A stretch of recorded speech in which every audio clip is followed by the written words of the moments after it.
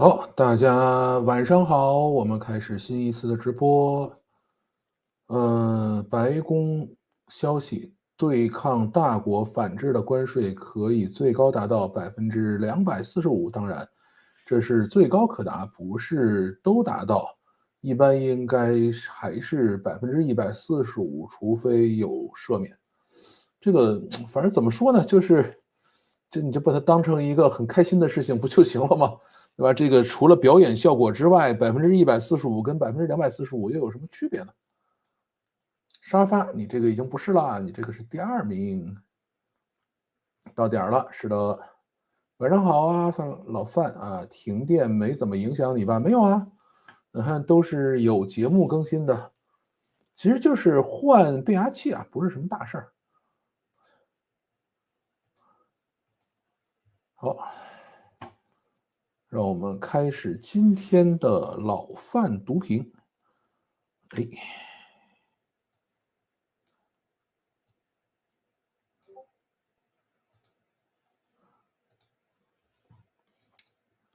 收到通知了，什么通知？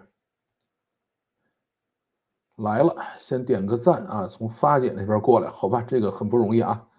这个来了，欢迎啊，真巧，刚来就赶上直播，对，刚刚开始啊，刚好到楼下，上楼换电脑没问题。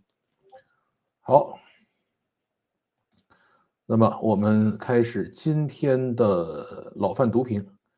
第一条，拉玛四作弊这一条，有人说了啊，说作弊的可能性为零，因为不会花这么多钱去训练一个过拟合的模型，这样训练出来的模型是没有意义的。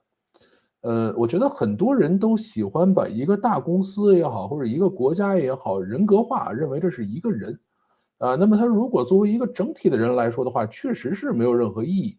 但是呢，对于一个分很多管理层次来进行管理的大公司来说的话，那么有些人说，哎，我希望能够这个快一点出来；有些人说我也不懂，反正你给我弄出来；还有一些人说，哎呀，我把它弄出来是不是可以这个加薪水，对吧？所以在这样的情况下，就会出现各种神奇的事情啊。所以并不要说，这个事情如果我是谁谁谁，或者说这是一个公司的话，他不可能做出这么笨的决定来啊，不要这么想这个问题。然后啊，上期读评上有人说了，说关于小米这件事儿，老范的不客观是因为讲了太多观点，少了太多事实，特别是老范标签是技术博主本色，这个事实呢，我们也只能是把能讲的都讲了，对吧？这个也没有更多了，再多也只能是猜了，他没有公布出来更多的事实。至于观点的话，我们也只能在现有的事实基础上进行分析啊。你如果不能理解这种分析呢？你也可以说，我不客观，我也从来不强调我客观，对吧？这个当然你也不要强调你客观就行了，啊，也就如此了。这个事儿呢，我觉得也就过去了，对吧？这个没有什么再讨论的必要了。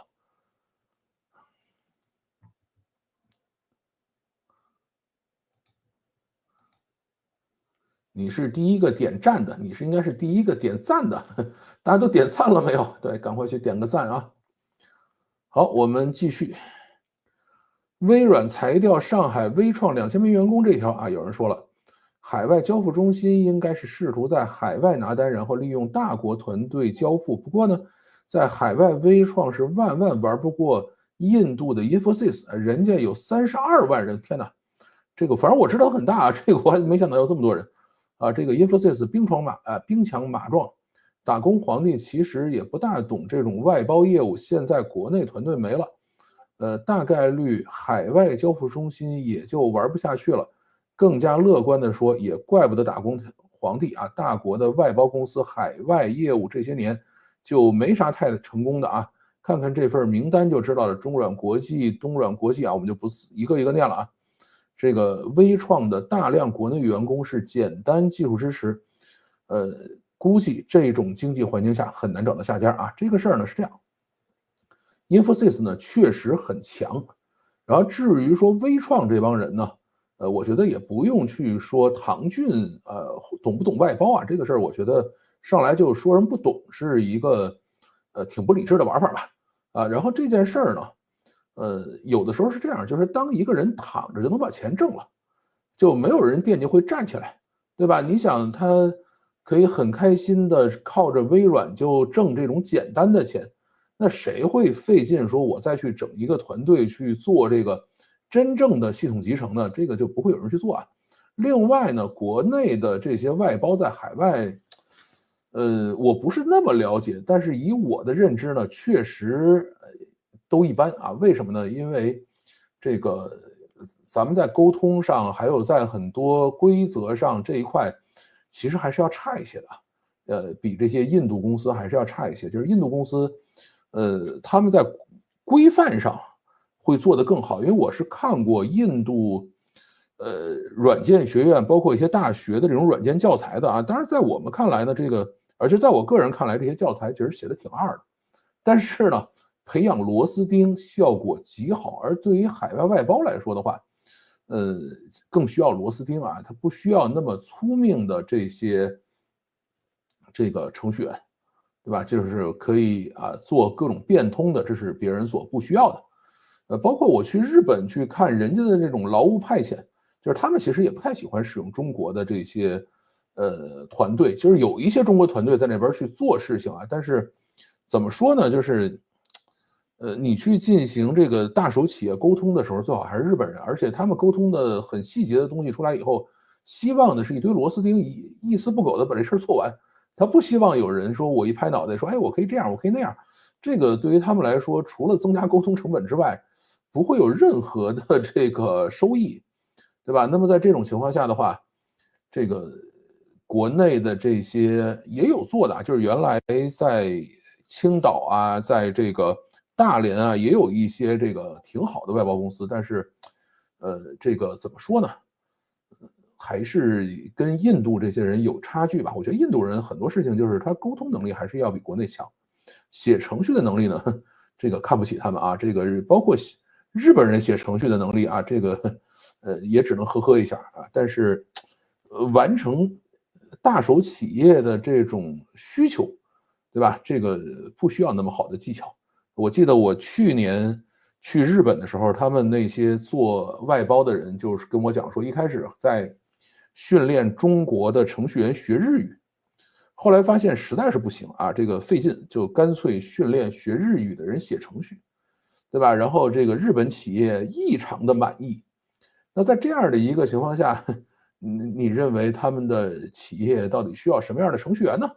对吧？所以国内的程序员真的跟他们不是那么匹配吧？小米雷军现在也不出声了啊，这件事儿也就过去了。其实过不去的，我估计呢，他还是要稍微等一等。现在有一种说法是，预期的发布会可能推迟啊，但是这个对于我来说是有影响的，因为我是希望，能够换预期的。如果发布会推迟的话，我可能就只能把苏西提回来了。呃，现在呢，就是国家其实在干一个什么事情，就是在改规则。就是规范啊，就是原来呢要求的是动力电池碰撞5分钟之内不允许燃爆啊，大家是可以跑的。现在呢，新的规则下来以后，可能会要求动力电池碰撞了以后2小时之内不允许燃爆啊。那么如果是这样的话，它有可能会去改这个新车的架构啊。那么因为像雷军这种工程师嘛，就是你只要有规则，他还是会老老实实去执行的。所以在最近一段时间呢，雷军也好，整个小米集团也好呢，发的声音都非常非常少，但是不用太担心，我相信在预期发布会的时候，这些人应该会都冲出来，然后火力全开啊，把现在这个少说的话、憋住的话，然后重新都说一遍。哎，这是什么？点赞啊，对，电车明年提高电池安全标准了。是的，这个是会有这个，有这个规则已经出来了啊。这个声音有点小呢，有吗？等我看一眼啊，等我看一眼，声音没问题啊。哎，对啊，哎，或者我把这个东西往上一点，把麦克风往上一点，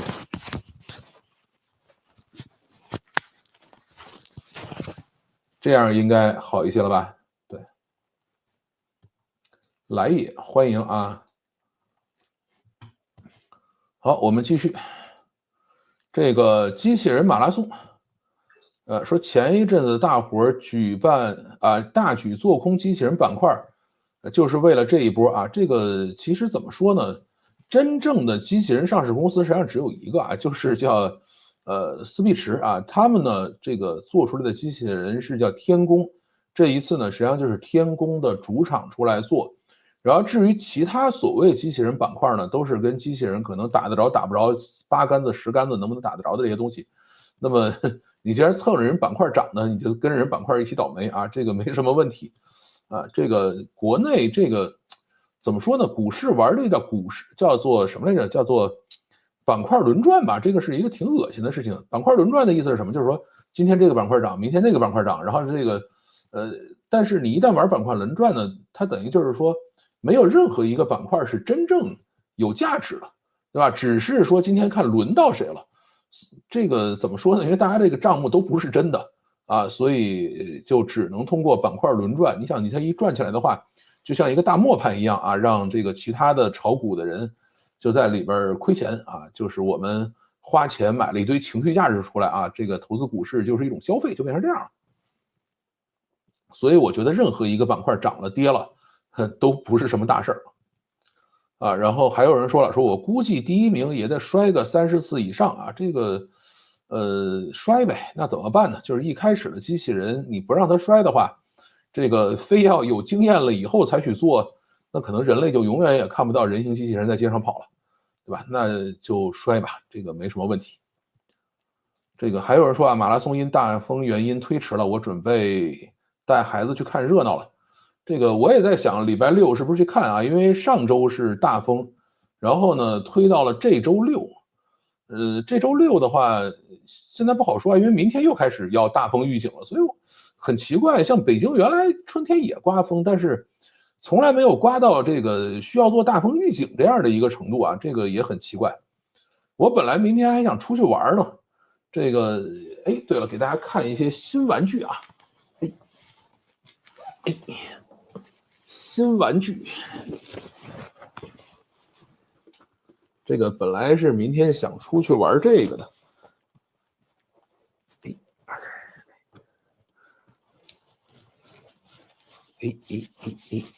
哎，对了，这是我的大疆 Air 3S，对，已经花钱买了啊，这个加上这个换新服务，一共是11000啊。这个本来想把这个拿出去跟人家好好的这个出去拍一点东西，然后回来炫耀一下了。如果明天大风的话，像我这种生手就别跟他费劲了啊。这种东西号称防风，但是我还不知道该怎么个玩法。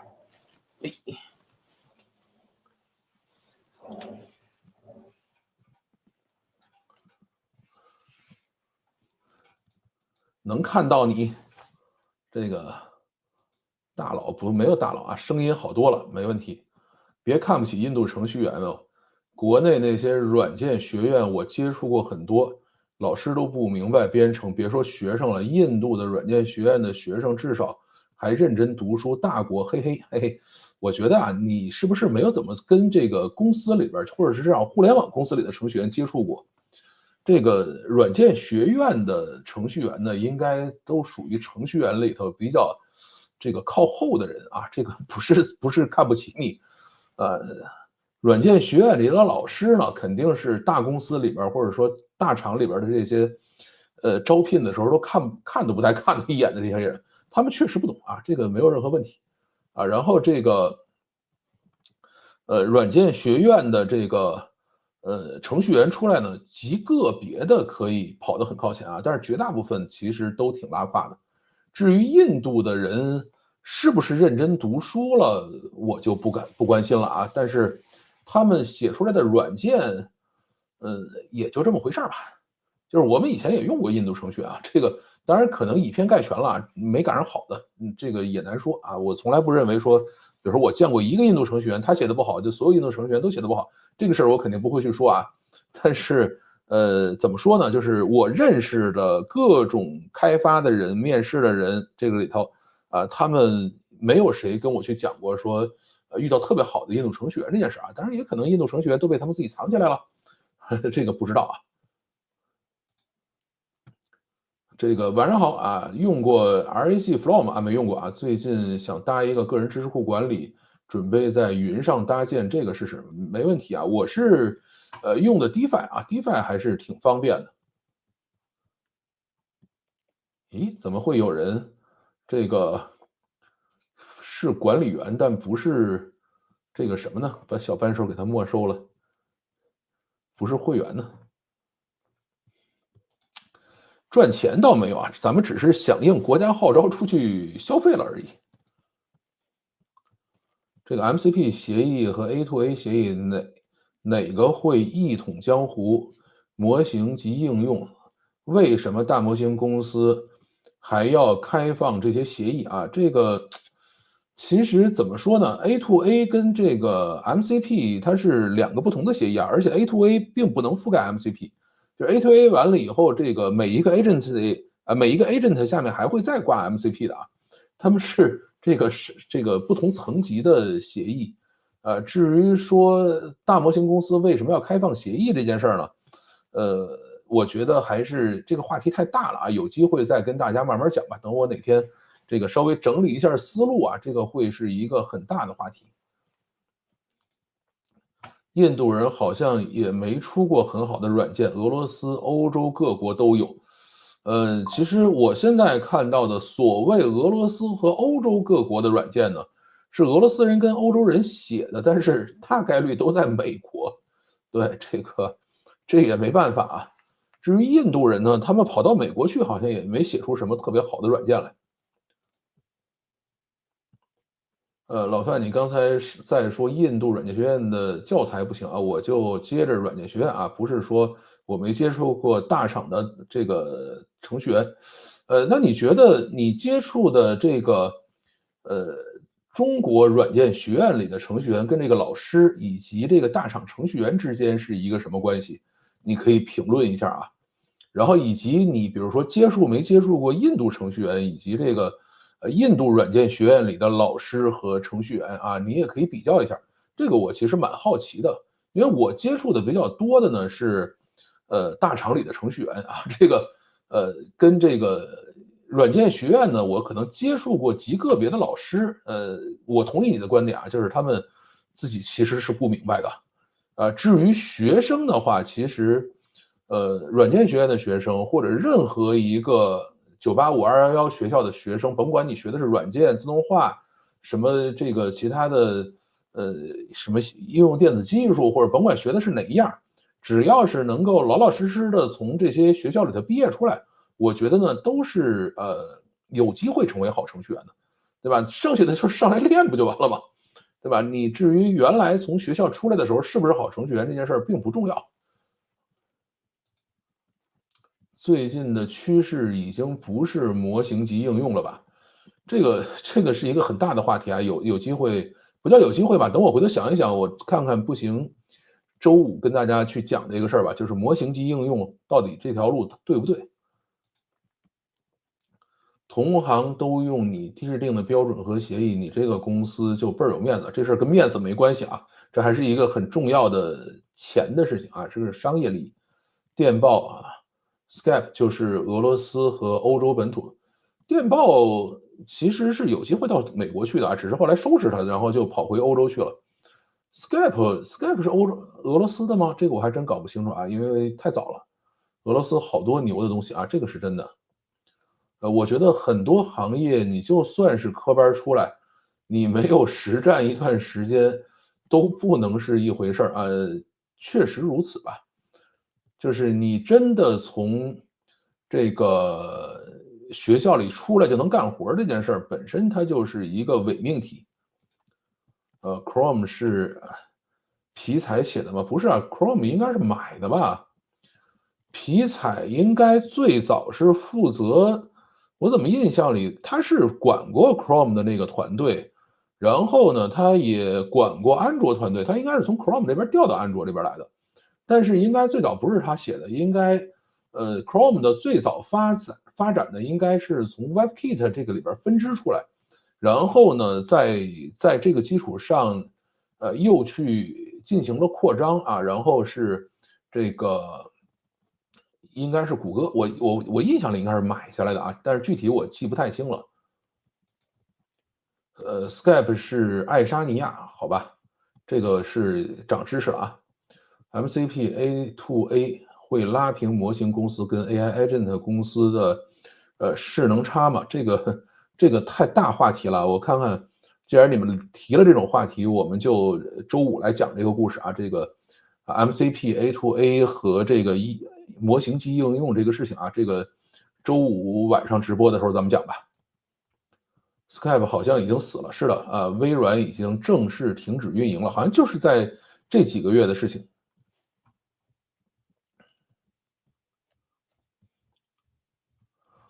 啊，好，这还有一条还没念呢啊，这个机器人马拉松还有人说拿着遥控器那个人也得是马拉松健将吧？这个怎么说呢？我现在看到的规则呢是拿着遥控器的人是不允许跟着机器人一起跑的啊，是必须站在补给点里头遥控。但是呢，这两天已经有一些机器人去路试去了啊，就是跑到那个路上去测试去了。然后在这个过程中呢，都是有人举着遥控器跟着机器人后边跑。有些机器人跑得还挺快的，然后这个我觉得举着遥控器这个老兄还是身体很强健，是可以自己跑下半马的这种状态。甚至还有一些机器人呢，还带着这个叫龙门架，什么东西呢？就是它有一车，这个车上面有一架子啊，这样的一个架子，然后底下是这个一个绳挂着这个机器人，这个机器人就是它自己可以站住，但是呢，稍微歪一下倒一下的那个龙门架可以把它架起来。它那个车等于是这个要跟着机器人一起走，然后那个机器人在前面跑，就有点像咱们小孩学步的时候坐那个学步车似的。所以最后到底会变成什么样不好说啊。然后礼拜六，看吧，我有可能跑去看啊，但是不能跟大家一定保证会去看啊，因为他那地方肯定很难停车。去了以后呢，我是不是能够找到合适的地方拍几个机器人下来？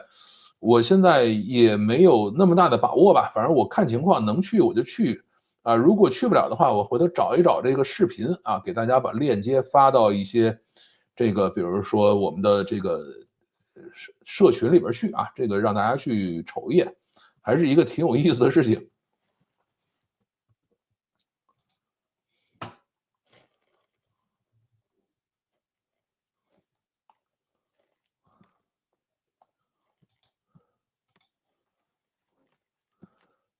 啊，有人给翻译了，太好了。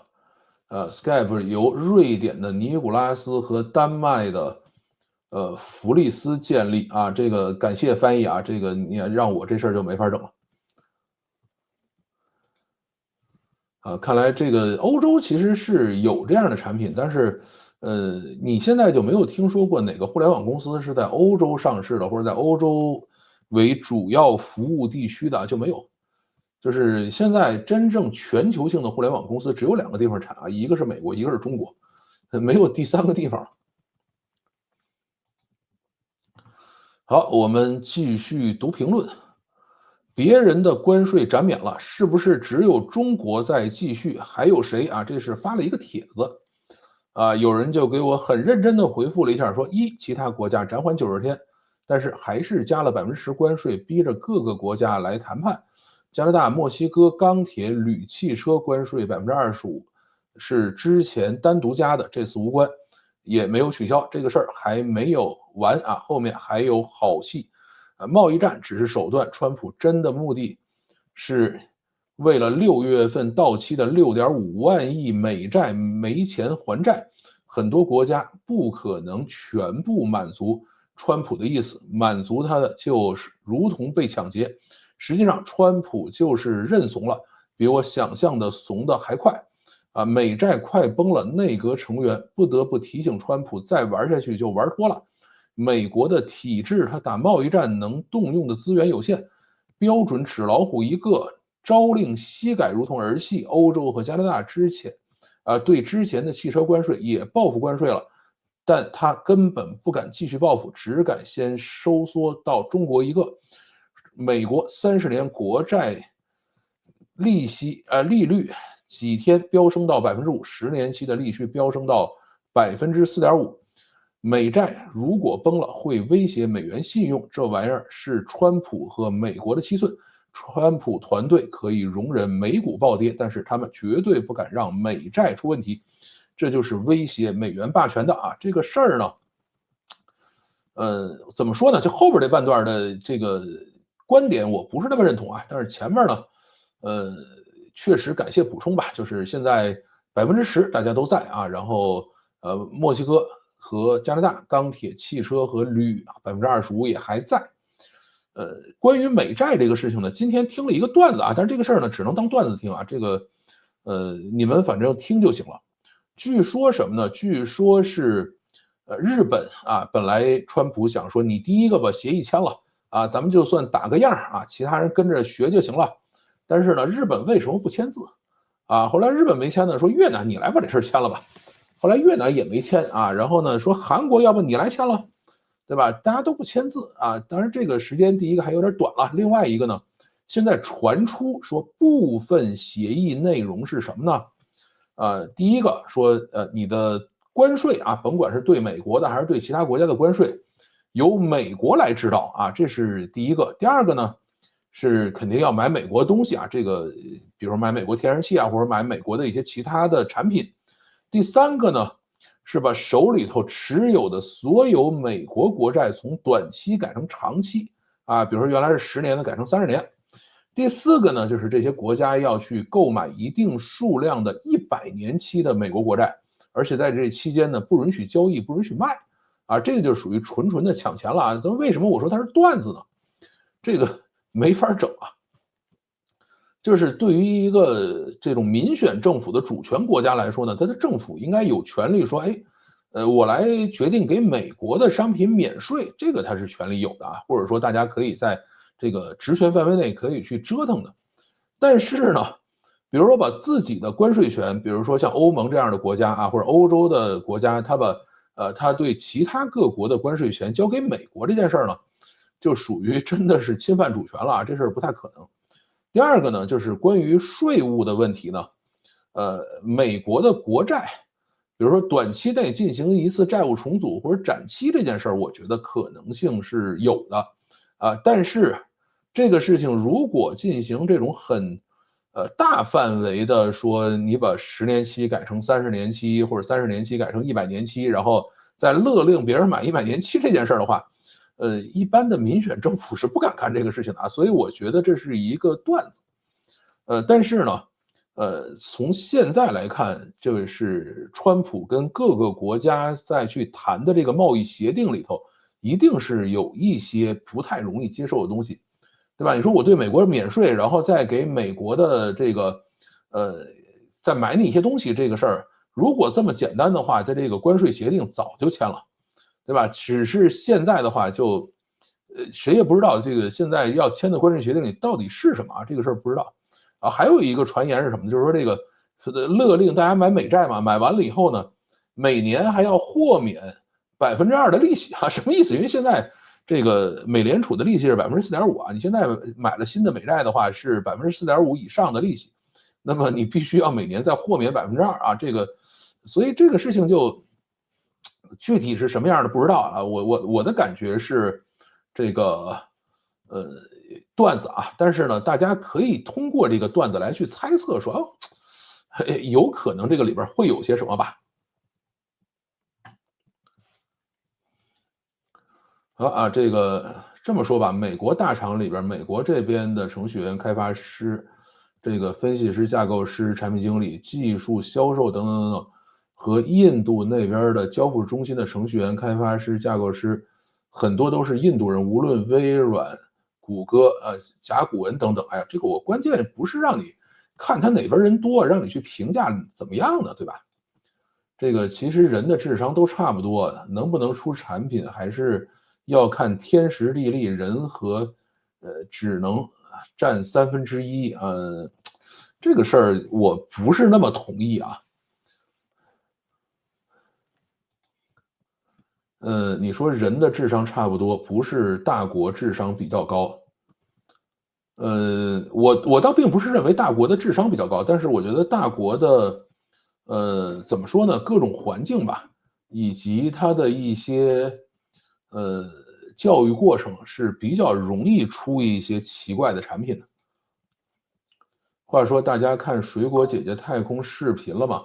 我后来发现贝索斯的性感未婚妻也上去了，我估计基本上就是贝索斯花钱，然后让他们上去折腾了一圈儿。这波操作真的是最近关税新闻的一股清流。看大美女穿紧身衣上太空漂浮，精神舒缓。是啊，但是这个事儿是这样啊，就是我看到已经有一堆人在那骂了，说你们上去干嘛去了？然后花了一堆钱又起不到任何作用，对吧？这个已经上去骂去了啊。这个怎么说呢？总有人满意，总有人不满意。我也喜欢看一堆大美女上去，这个穿着紧身衣上去漂浮，这个是很正常的。甭管他们具体能够产生什么样的这个作用吧。然后如果能够让大家的审美变得稍微正常一点，对吧？大美女上去，这个都挺好的，不要搞得跟那个这个索尼那个叫什么星际特工似的啊，就是一帮这个分不清男女，然后分不清美丑的这些人上去的话，我觉得都是好事啊，让美女多出来这个曝光啊，这个是好事。最近我看到的流量段子上面说，的这些美债其实都不是美债。呃，我在很头疼的给大国朋友们讲解这件事情。这个事儿其实我有一点很困扰啊，这个你们可以帮我去思考一下。什么呢？就是按照现在的运作方式，等于是美国呢发了一堆美债，然后呢以这个美债为抵押呢，去做了一堆美元出来，然后再拿着美元到全世界去买东西。买完了以后呢，然后川普又说我亏了，对吧？你们当时买了我的美债，然后让我去发了美元，然后让我拿着这个美元再上你们去买东西，然后这事儿不行了，我要再把它再弄回来，还是怎么个弄法？所以我现在对于整个的这个经济模型搞得有点晕头转向的，对吧？它等于这样的一个方式，你要如果一直这么滚下去的话，肯定是有问题的。我继续发债，发完债以后以这个债务为抵押，再去印一堆美元，然后再去这个什么，再去到全世界各个地去买东西。然后川普说我亏了，对吧？你们都把我的美元赚走了，我这个没有美元，我只能再去印美元，然后以这个还要再去发美债，它等于是这样的一个恶性循环的东西。所以到底是怎么回事？这块我还要再稍微捋一捋啊。更正一下，不确定是不是太空。这个蓝色起源应该上不了那么高啊，我也懒得查了啊。这个待观众更正，这个下回问土拨鼠，他明白这些事儿。这个就是之前传的海湖庄园协议吧？海湖庄园协议比这还复杂，比这个还夸张。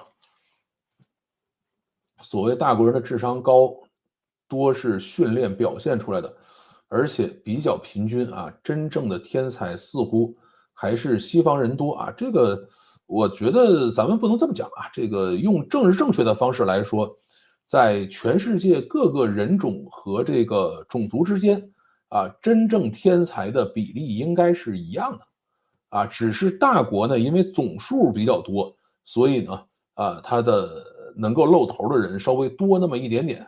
第二个呢，就是你比如印度总数也很多，但是呢，它的整体的教育程度可能没有咱们这么好所以呢，这个总的平均水平就显得大国稍微高那么一点点这个还是这个我觉得是比较合理的。谁骂就骂吧。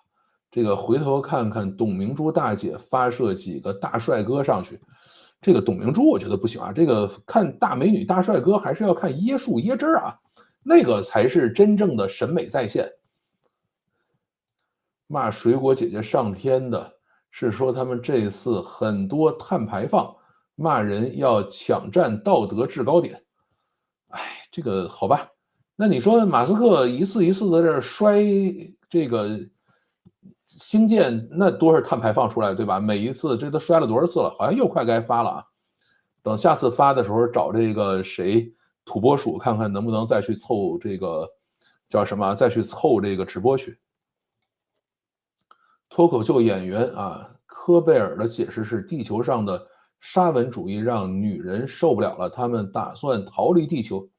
这女人受不了呢，国内就属于男人都受不了了。你看这两天啊，今天吧，这个大同订婚强奸案啊，最后2审判了，维持1审判决，是吧？1审判得很好啊，证据确凿，没有任何问题，什么都不用改啊，还是3年有期徒刑，而且2审判完了以后就直接执行了，就是这个人啊，就从看守所直接去监狱，把剩下的半年做完了以后就放出来，就这事就完了啊，然后后边让这个两边再去上诉就完了。这是说的什么 ？IQ 能量化，但智商不行啊！我也是所谓的门萨俱乐部成员啊！你好厉害，没听说过这个东西。阿三能和我们比吗？这个我觉得不是能不能比的问题啊，我并不认为说哪个种族会笨啊，这个一定要注意，我是民族主义者，但不是种族主义者，对吧？我相信你把任何一个，比如说印度人、巴基斯坦人或者非洲人、白人，任何人，你放到中国这样的环境里长大了，他跟我们的平均水平是一样的啊。这个我是这样的一种思路方式。老范家的 NAS 是什么配置啊？这个群晖920加，在商品链接我就不跟大家放了啊。这个，但是你要想在上面跑 DeFi 的话，你还要给它配内存啊，你不配内存是跑不起来的。这个，其实无所谓啊，这个 NAS 新旧都关系不大，就是你直接给它配上16G 的内存啊，它跑 DeFi 是没有任何问题的啊，非常棒。印度人的表达能力普遍比大国人强很多，所以他们能够顺利的爬上去。这个是真的啊，就是从沟通表达，包括一些思辨啊这一块呢，印度人还是会比国内普遍教育上的要好。Skype 是2003年8月问世，该软件由瑞典人和这个丹麦人，这个以及开发 Skype Service 的这个什么等4个爱沙尼亚人合作开发，公司是爱沙尼亚的，好吧？这个我们就不考古了啊！天哪，作为女性，我也觉得这个判决太狠了吧？是啊，这个就是就这样呗，就是彭宇案第2啊，这个就是。而且今天还出来这个好好的分析了一把，说这个订婚了，并不代表性同意啊，而且呢，性同意是要事前、事中、事后，所以事后这件事呢，就是只要后边人家后悔了，你就依然算强奸啊。这两天好像杭州还出了一个强奸案，也是这样的，就是两个人已经同居了很久了，要求房本加名，不同意，直接就告完了，人家直接抓走了，对吧？这个。就属于事后我不同意了啊，那么就直接抓走了。然后今天这个检察长也出来啊，或者法官吧出来答记者问来了，说第一个就是判定强奸的标准是同不同意，然后第二个呢是证据呢是刑讯逼供啊，其实也不人家肯定不能讲刑讯逼供吧，就是证据主要来自于口供啊，没有任何的物证啊，全都是口供。然后呢，第三个呢是这个，因为最后说是没有找到任何的 DNA 的这个遗留物，也没有找到这个，而且是处女膜完整嘛，就是他说这个呢因人而异啊，这个所以不一定说你这个强奸了以后就不是处女了，大概反正讲了这样的一个事情。然后今天这个国内所有的有流量没流量的博主都在这个很认真的去学习和理解这件事情啊。老范，你去星巴克坐着，有看到中年人失业在那里上班吗？没有啊。这个我看到的呢是有一些年轻人在那儿啊，但是这样就是你认为我是中年人嘛？你反正像我这么大岁数都没看着啊。有一些肯定比我年轻的人，然后呢，也在那儿摆了一个电脑，在那儿有这个考试的，有这个背题的，然后还有一些，可能是在做一些事情吧，但是具体是做什么我也没上去看去。其实真正让自制造业回归还是要靠科技。如果机器人可以从袜子到造船都可以，那美国制造业基本就成本就可以比第三世界还低。杨安泽当初提出的这个普遍发钱可能就是将来的社会形态了。我觉得你想太多了啊。机器人上去了以后，美国还有工会呢。在中国，机器人可以没有任何顾虑的去代替人的工作，美国是不行的。印度人啊，我印象中没有拿得出手的东西。这个，哎，我们不太研究这个事儿啊，少谈主义啊，多谈生意没问题啊。先把自己的日子过好了，再实现主义啊。我这个主义这种事情是这样啊，就是，我有自己的这个认知，但是呢，我也没要求别人认同，啊，我也没惦记实现什么。司发现在基本就是笑话，什么意思？这么一搞啊，这个结婚的就更少了。这个怎么说呢？我觉得从法院的角度上来说呢，他们不应该受到舆论或者其他任何东西的左右啊，还是应该以事实为依据。但是在一个事实这么不清晰，的一个情况下，还要去讲这种歪理邪说的话，就很无聊了。民族主义是想象的共同体啊，没问题。SAP 的这个 HANA 的基本是印度人搞的。还有 Julia 编程语言啊，Julia 没用过。至于 SAP 的话，这个我 SAP 我是知道他们干什么的，但是你说这个软件产品我是基本上没用过的啊。关税大战会利好房地产吗？这个关税大战最后会怎么收场还不知道啊，现在只是开始了。每一场战争的开始，最终都还是要结束的。PC 的风险与合法性，生活的风险基本拉平了啊。这个 PC 我知道你说的是什么啊，这个就没法讲了。关于结婚，我记得我年轻的时候还假装不着急，心里苦闷，但是现在的青年女孩子是完全不想交男朋友了啊！我暗暗觉得，这是不太对的，反人性的。哎，现在国内的男生也基本上没有人催婚了，对吧？催了半天婚，最后还是说，这个实在不行，这个只要一不开心就直接告强奸，这个事儿也受不了。记得以前和老范说过，美国的工会远远没有大家想象的那么普遍。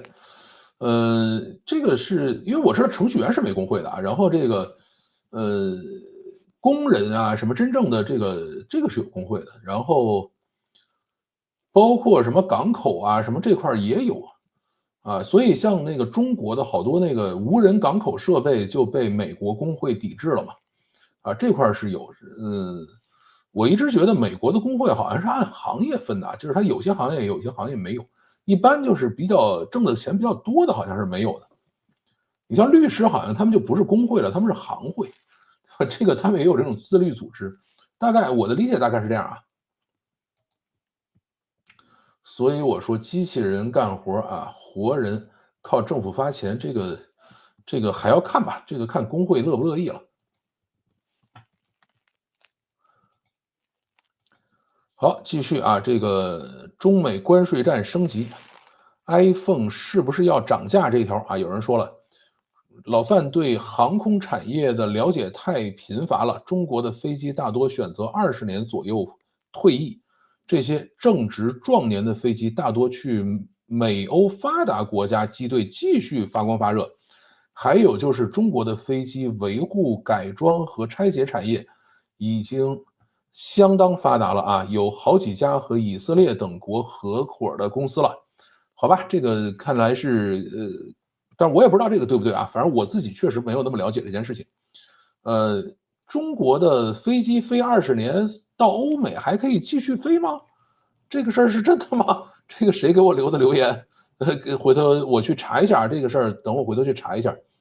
这个实在是很神奇啊。然后这个中国拆解这件事儿的话，我不确定啊，但是我也是最近看了一个新闻，讲说中国很多的退役飞机还是飞到美国去拆啊，说中国拆完了以后呢，比美国拆了要等于回收的东西少啊，就是在美国拆完了以后，可能能够回收更多钱出来。呃，而且我觉得可能中国的飞机都轮不到拆啊，中国飞机都是直接卖二手卖掉了。这个具体的还要去学习吧，因为我自己也没有那么多时间去在这块做功课了。还有人说了啊，说这个今天 Costco 的小票上面没有变化，只有一项州税州消费税啊，就是那天说有没有这个关税附加的这个费用。后来我看到了一些其他人在去讲这个事情，他们呢是通过一些电商平台去买到了一些中国商品，它等于就是我知道这东西中国造的，我就直接买。然后那个电商平台给的这个单据上面是有这个关税附加的成本的啊。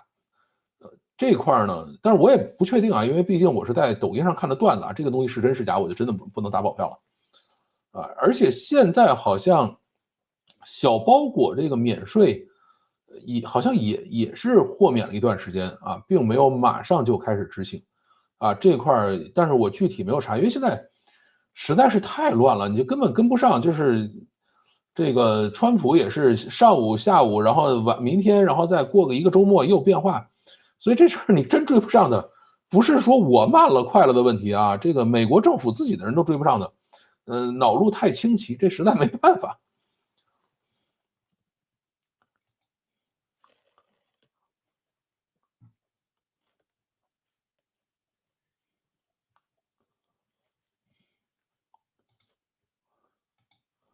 伦敦金都破3300了啊！对，这个金价这几天是涨疯了，要结婚3金都买不起了，更难了啊！这就不知道了。它呢是数据编制啊，这个我真没用过这东西，所以我也不知道它是什么。这个有首歌调侃结婚这件事儿啊，大概是结婚了吧，这个傻了吧，然后一个人挣钱，两个人花了吧，这个，哎，其实怎么说呢？我觉得大部分的夫妻还是相互支撑，对吧？这个真正闹得满城风雨的这些事儿呢，应该还是极少数的。但是呢，这种极少数的情况呢，就会对整个的道德发展方向造成很差的这种风向标作用。数据编制具体啥意思啊？这个不跟你们讨论了啊。什么是3金？民俗科普一下，我是真不知道，我也不知道。金镯子、金项链、金戒指，那总不能是一口大金牙吧？这个事儿就不知道了啊，这我也不太懂。农村订婚后退婚，彩礼很多都是很难全拿回来的。是的，旧飞机当然可以飞啊，如今飞机的保养、维护、升级、翻新的 MRO 是很大的产业。我最近在恶补 MRO 里头 AI Agent AI RAG 挺好。最近好像 RAG 里头再多一堆的这个叫表格 RAG，就是可以把很复杂的表格扔进去以后，可以做非常高效率的召回，然后再加上数据库的 MCP，然后两个一起去工作的话，据说效果极好。苏七退役了啊，这个明年买苏八安全啊，这个不用太担心这个事儿，就是如果搞不定我就去把苏七提回来，然后到时候给大家拍视频啊。我老婆是北京土著，上个月回国，我俩去按脚，小伙子问我结婚多少彩礼，我俩愣了2秒，说没有彩礼。突然觉得，我们这个模式放在东大是不是有点不地道？没有啊，像我跟我老婆也没有彩礼，也没有嫁妆，什么都没有，对吧？就是你在北京这种地方，大量的人结婚都是没有彩礼、没有嫁妆的，没有这种讲究，对吧？现在我跟我儿子也讲说，这个以后有什么要彩礼的，有什么要往房本上写名的，啊，这个事儿就拉倒了，就不用谈了。我儿子也是现在还认同吧，估计以后真被小姑娘迷得五迷三道了，以后就不知道了啊。这个关税后果怎么也得几个月才看见。我觉得川普会一退再退，选票才是他的命，10%也是红脖子出一部分。这个，哎，看吧，在川普的事情，我觉得大家猜意义不是特别大啊，接着等吧。我看了一下强奸案的判决书，并没有冤枉男方啊。好，支持你。农村骗婚的也很多，我有个表弟就被骗了好多，钱要不回来，之前还催婚，现在也都不敢催了啊，就不要催了。这个碰到合适的就接，碰不上的就拉倒。MCP VSA2A，范老师聊过了吗？啊，这个我准备周五好好做个功课，给大家聊一聊这事儿吧。但是这个的话，可能就会比较技术啊，我看看怎么能够找一个不那么技术的角度来给大家聊啊，这块儿还是要再等一等。但是 A2A 现在这东西我没用过啊，所以我得看看明天是不是能够找一个方式去测试一下，因为 MCP 我还是用一些的啊，还挺好玩的，但是 A2A 我真的没用过。设计寿命可达10万飞行小时或更高，这个循环数约4.4万次啊，这个是飞机嘛？这个真的不太懂。这次川普能不能彻底改变中国在 WTO 普遍的不遵守？我估计川普这次直接把 WTO 关了就完事儿了，对吧？这个就后边就没有 WTO 什么事儿了。好，我们继续啊，这一条视频有好多留言啊，这个 GPT 记忆功能上线，为什么山姆奥特曼睡不着觉了？啊，这个第一个说老范，你的前瞻性感觉相当好。当初谷歌提供免费 Gmail，第一次就提供了1G 容量，后来陆续增加。那个时候国内外还有很多电子邮箱是收费的，现在 OpenAI 向消费用户形态转变，将客户牢牢黏住，跟客户说只提供1000多字的记忆，我觉得是真实的情况，可能记忆更多的客户内容，或者是根据对话的内容可以随时提取更多的客户信息，反正跟谷歌一样，将客户的所有信息都记住了，记住越多，留着越久，越有价值。首先啊，感谢夸奖啊，这个我一般有人夸我，我都还是很开心的。第二个呢，这个更多的东西被记录下来以后呢，会有问题，会有人告他，对吧？这个谷歌其实也一直有人告他，说你到底有没有用 Gmail 的信息去进行这个广告推送优化？然后谷歌是指天发誓说没有啊，冤呐，绝对没有。这个 Gmail 虽然旁边会出广告，但是我们绝对不会用你的 Gmail 信息或者内容去训练我的广告模型或者进行广告推荐啊。这个反正一直是在讲这样的一个事情。所以字太多了呢，它其实有几个问题。第一个就是，你每一次去回答问题的时候呢，它的 token 会浪费很多啊。第二个呢是，这个如果非常多的内容的话，你还要在每一次，遇到问题的时候去进行筛选、过滤和查询啊，就这个过程，还是挺费劲的啊。所以未来到底是怎么个做这个事情，咱们再看，就记它肯定都记下来了，这关键是怎么用。还有啊，这个下一条啊，说用户似乎一般都不需要被记住以前的所有对话，要真跑了也就跑了。再说别家的用户也被黏住了，记住过往并不是别人不会搞。这件事儿呢是这样，就是如果你发现这个他很懂你啊，那你还是会愿意留下来的。至于别家呢，其实我在里边也分析了啊，就是国内肯定是无耻的跟上，没有什么好说的。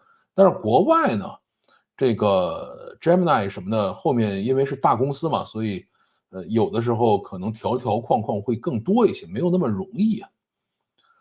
其他的像 Cloud，其实我也在里边讲过了，因为它主要是 To B，对吧？To B 的时候，你再去做这个个人信息记忆的话，就会更敏感一些啊。这个所以可能在那边能够把这块做的最好的就是它OpenAI 跟这个 XAI 啊这块能够做的最好，其他的真不好说。再往后啊，说这个记忆功能早就有了，根据对历史优化回应模式，这次应该是升级了。是的，记忆模式，我印象里去年就有啊，就是你去问他说，哎，你觉得我是一个什么样的人啊？你给我去总结归纳一下，这个好像去年就有。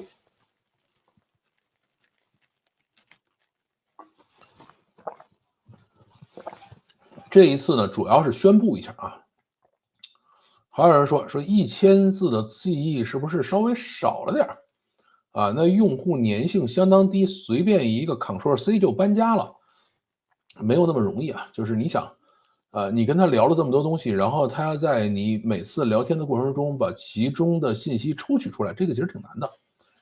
你想吧，人跟人打交道，我们经常说啊，我儿子怎么样了，然后我们家这个家里人怎么回事儿，对吧？我有时候也会跟人提啊，但是等有的人呢就能记住啊，就是你们家孩子多大了，然后在哪儿上学，有人记得住，有人记不住，对吧？或者说这个聊了半天了以后，他记了一些这个很无关紧要的事情，或者很奇怪的事情，这个就很麻烦，对吧？那么能够不断的去搜集信息啊，然后在聊天的过程中，把这个既不那么敏感，然后又很重要的东西都记下来，然后再把这些信息在以后去沟通的过程中拿出来用，这个还是很难的。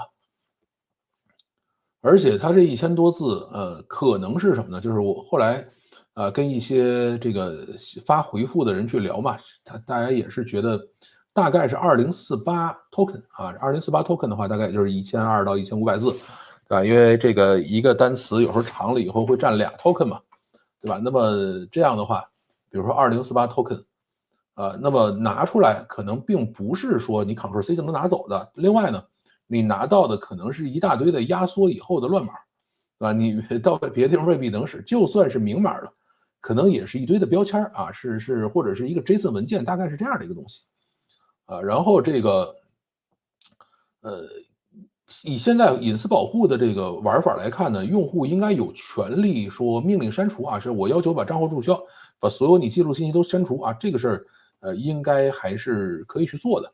但是你说我是不是有权利把它搬走？这个现在应该并没有明确的法律规定。好，再往后啊，我昨天和 Gemini 对话了好几个小时，测试是否可以让 AI 改进解答。这个过程中，Gemini 一直记着前面的话。例如第二天啊，我说我们探讨了这么多啊，如果让你重新回答我这个问题，现在你会如何回答？然后 Gemini 会给出一个新的回答。明显记得我开始的问的啊，也反映了之前永长的这个对话。而且这期间我还问过他一些不相干的问题，好奇 OpenAI 的记忆功能到底有啥创新的。这个事儿是这样啊，就是 Gemini 有一点比较投机取巧是什么呢？就是它的上下文特别长，它呢是有200万上下文，对，这个是它比较投机取巧的地方。Gemini 2.5 Pro 啊，Gemini 的2.0的 Pro 好像也是有200万上下文。所以呢，就是你在一个话题里头，你跟他去沟通交流的时候，他都会这个记得住啊。你即使到第二天你再去，你只要是找到了原来的话题，接着跟他聊啊，他都可以把上面的上下文都给你记下来，这是没有问题的。但是你说，哎，你现在描述我一下啊，就根据我跟你，比如说聊了几个月的时间，你觉得我是一个什么样的人啊？这个 Gemini 就不行了啊，Gemini 会告诉你说，对不起，我不能收集你的信息或者什么这样的回答。对吧？这个当你再去开启一个新话题的时候，Gemini 又变成了一个崭新的 Gemini，对吧？它就这个依然不记得你。但是在 OpenAI 里头的话，就是你什么时候开始新话题，它都知道你是谁啊，你家里的一个基本情况，你喜欢什么东西，它都知道，对吧？这个就是 OpenAI 跟 Gemini 的这种记忆的差异。这个上下文现在最长的是这个谁啊？现在最长的是拉玛4啊，它是1000万。其他的都是100万、200万啊。现在 GPT 4.1是100万，Gemini 是200万，Llama 4是1000万。还有人说了啊，很多时候本身就是需要无状态，比如我刚刚和他问了这方面的问题，下一秒我要问他其他问题，就必须清空上下文，不然会上下文干扰。是这样，但是是这样，就是对于 Gemini 或者对于像 Grok 这样的东西来说，你只要一清空上下文，就什么都没有了。而像这个OpenAI 来说，就是你清空了上下文，你是可以清空的，但是呢，它一些基本的信息，它还是知道的，对吧？就像这个，比如说我们两个人去聊天我现在专门很郑重其事的跟你说，哎，我们现在开始聊一个新的话题啊，不要被上下文影响。大家也是可以能够理解说，哎，我们现在开始了一个新话题啊，这个没毛病。但是呢，他依然知道老范是干嘛的，老范是喜欢什么，不喜欢什么，对吧？老范这个家里什么样的一个基本情况，或者说如果是朋友的话，他肯定还是知道的，对吧？这个并不受你清空上下文影响。但是像 Gemini 或者其他的一些模型，你一旦清空上下文，这些东西都没了。好，继续啊，说听老范讲完，怎么觉得谷歌要起飞，Chrome、Gmail、地图和 YouTube 真的知道太多了？是，他是知道太多，但是呢，有一大堆的规则在管着它啊，越是知道多，越是这个内部部门，这个相互盘根错节的这种大公司就越难创新啊。这个跟大家讲一个这个什么吧，就是我前一段时间不是跑到字节跳动去看人家那个 Tree 的这个技术发布嘛，后来我就特别深有感触啊，是什么呢？就是这种大厂去做创新实在太难了啊。他们自己做了一个 AI IDE，我说你既然做了 AI IDE 了，最好的用途就是跟你自己家的 AI 大模型、跟你的云计算、跟你的 codes 跟这些东西结合呀。他说不，我们绝不跟他们结合，我们一定要自己玩自己的。一旦跟他们的结合，就是他们就要指挥我们啊，然后我们要优先完成他们的要求，这个事儿不行啊，我一定要自己做。这个就是这样的一个状态。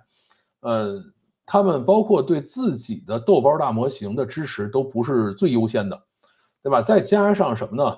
再加上这个，比如说现在这个极梦3.0的文生图、文生视频的模型出来了，但是这些模型呢，你在这个叫什么火山云的引擎里你调不了啊，不让你用啊，它现在只在豆包的 APP 里头以及极梦的网站上用，甚至极梦的网站上还比豆包 APP 还要更新的晚几天，对吧？他就不停的在折腾这种事儿，而且到现在为止，它的 IDE 连这个 MCP 都没有。我说那你做啥呀？你接了一大堆模型进来，你 MCP 没接进来，这事儿不扯淡吗？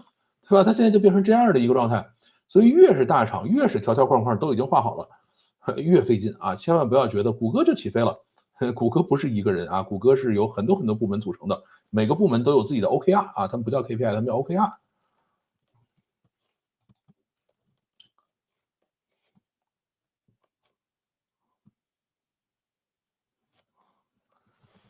好，我们来继续这边啊。马斯克辞职后会不会重返科技狂人人设？这个马斯克到底什么时候辞职还不知道啊，咱们再等一等。这个表格处理，我现在在做复杂表格，还是有点困难。哎，我看最近好像是谁来着，我忘了啊。因为我其实不怎么处理表格，就是专门出了有表格 RAG 的一个插件还是什么啊，这个，但是我忘记在哪儿看到了。还是继续政治达人啊，这个咱们再耐心等吧。现在 WTO 实际上已经黄了啊，可以去告，但是没有任何裁决。是的，这个就被中国人自己玩废了。美国人现在管川普叫全油里的蜂王啊，这个蜂王就蜂王吧。你是要搞明白了这个什么公司不低哦啊，这个搞不明白啊，不懂。问个小白问题，有英语老师跟我说，DeepSeek 好像也记得他之前的对话，OpenAI GPT 这功能在国内早就有了，我自己没怎么用 DeepSeek，不知道怎么回答他啊。DeepSeek 是这样的，就是呢，这种聊天的大模型呢，就是每一次聊天的时候都是把前面上下文带上。然后呢，但是 DeepSeek 的上下文应该我记得是64K 啊，就是64000个 token，你可以输进去，超过的部分呢，它就扔了啊，它是这样来去工作的。所以 DeepSeek 自己是作为大模型来说，它是不记录的。但是呢，我们写聊天应用的时候可以去做这个，就是我每一次把最后64K 的扔进去，或者可能64K 太多了吧，比如说扔个这个10000字或者多少字我扔进去，然后让它去回答啊，这个是可以的。然后你就会觉得它好像记住了一些东西。然后还有一些呢，就是我们可以通过写 agent 的方式，这个在每一次对话之后呢，对这个你的问题和回答进行抽取啊，就是说这个里边的关键信息把它抽出来啊，然后呢把这个抽取的信息呢作为下一次再去问答的一个提示词一起塞进去啊，也可以这么干，就是可以给你一种它有错觉、有记忆的错觉。那个男的出来绝对是重点维稳对象。哎呀，我觉得这个女的这辈子也不用再想嫁人了。数据编织啊，我开源的都从头搭起过啊，这个也上线了。不过现在年纪大了，有工作就知足了啊，是好好开心的就好了。这个1000多字太少了啊，我想把我写个100多万字的日记丢进去，要是能一直都记住就是神了啊，这个是没有问题的，就是100多万字其实不算多，就是因为 GPT 4.1它是支持100万字上下文的啊，就是你可以说根据我的日记，夸100万字扔进去，说我哪天干过什么事儿，或者我哪天比较开心，或者给我总结一什么东西，它是可以搞定的。但是呢，你就要付这100万字的这个 token 的费用。同一个话题有记忆累积100%确定，是这样的。我去年让 ChatGPT 通过一直以来的对话猜我的职业，就猜的挺准的。我一直默认大家都知道这个事儿，这个是只有 ChatGPT 有啊，其他都差一点。Gemini 基于绘画 ，OpenAI 是持久化，对 OpenAI 是一直有这个叫长期记忆，应该是好像是在去年连续12天发布会的时候发的这个东西。你即使知道，估计也很难给这位英语老师回答。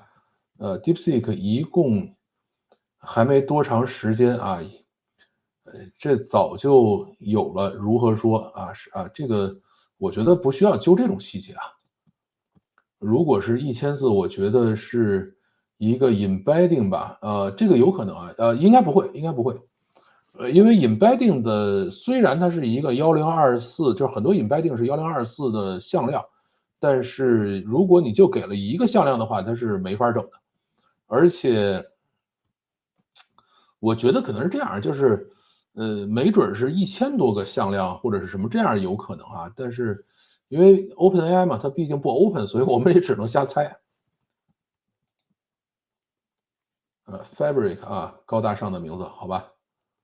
先点赞啊，这个多点几个，没问题的啊。我是支持川普硬刚的，我期望中国这次能彻底开放，特别是服务贸易准入啊，提供对于私企和国企、央企之间的公平营商环境，这个基本上不可能啊，因为中国也是这样的，就是从上到下有很多人，每一个人都有自己的利益。这个日记啊，这年头写日记的人都不多了。人间小奇迹，那 GPT 是真的掌握了你内心深处的秘密了。这个大家看那个电影叫《让子弹飞》了没有？对吧？那个里的姜文说的什么正经人谁写日记啊？对吧？写日记那是正经人干的事儿嘛。啊，这个现在都不写这东西。好，我们继续读评啊，这个中美双方都在关税上开后门这条，有人说了啊，苹果产品在美国可以算是生活必需品了，不管哪一个总统，不管什么关税政策，最后都会把苹果的产品给赦免了，否则等于是得罪了美国最大的群体，他那个总统也就别想继续干下去了。我觉得苹果应该也没有那么重要吧，这个该交税还是要交税的啊，这个。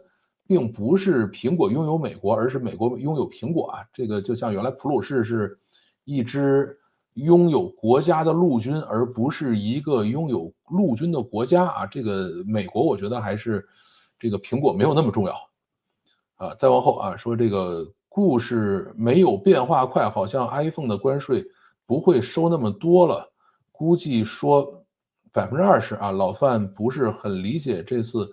川普贸易平衡对等关税是具体如何计算收取的？那么这些深刻剖析就是无的放矢。哎，我估计川普自己可能也没想明白啊，这个让他自己慢慢想去呗。我只能说从我原来的这个角度来去分析，说哪些有可能最后会剩下。还有人去说了啊，说这个重创美国本土制造，按照老范的逻辑，这种东西卡不住的了。美国本土制造可以去洗产地，而为非美国留片，不是？这个再说，美国本土制造并不是说全球的芯片都要在美国本土制造，只是保持美国本土制造能力，从而维持韧性供应链。美国本土制造的芯片可以继续供应。美国和大国之外的公司，阿斯麦光刻机，大国是否收关税有差别吗？极紫光刻机本身就不出口大国，新一代的高数值孔径光刻机，更加不可能卖大国，不卖的东西讨论关税干啥？老范这一套不是双赢，而是 N 赢，只是输了逻辑啊。这个事儿呢是这样，美国本土制造的芯片，你如果又贵又慢，这个成品率又低的话，那为什么要买，对吧？我们就讲商业，商业呢就是谁造的便宜，谁造的好，谁造的成品率高，谁快啊，我们就买谁的，就这么简单的一个事情。对吧？政治正确就是啊，说我现在不要商业了啊，我就是因为是美国的，所以我就一定要让它存在下去，对吧？这个是我们要去反对的了啊。至于其他的，美国有制造业吗？现在还剩点啥呀？对吧？这个造枪，对吧？造飞机，对吧？大概还剩点这个。美国反正衣服好像是不怎么造了啊，小家电我也没听说哪个是在美国本土造的。芯片呢，造呗。对吧？造完了以后，你只要卖得掉就行，对吧？你要卖不掉这个，那这个事儿怎么说呢？你很有韧性，那美国政府就不停的花钱补不就完了吗？对吧？因为剩下的公司，你比如说英特尔，这是个公司，它造完芯片卖不掉，那美国政府是给它减税呀，还是给它补贴呀，还是怎么弄呢？对吧？让它就可以继续造下去，这个不是美国人想要干的事情吧？这个跟赢不赢没关系啊。然后呢，说，哎，最大的赢家却是台湾。那台湾造芯片你咋办呢？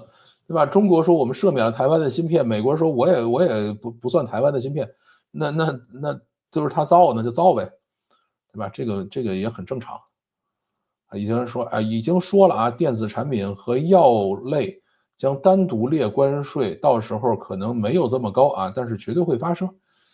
哎呀，这个川普说的话实在太多了，等吧，那怎么办呢？对吧？咱也没法说啊。这个还有人说啊，英特尔是真的够衰的啊，商人感觉还是像李嘉诚那样，全球都布局是最好的。但李嘉诚这个也没法弄啊，现在就整了个里外不是人嘛。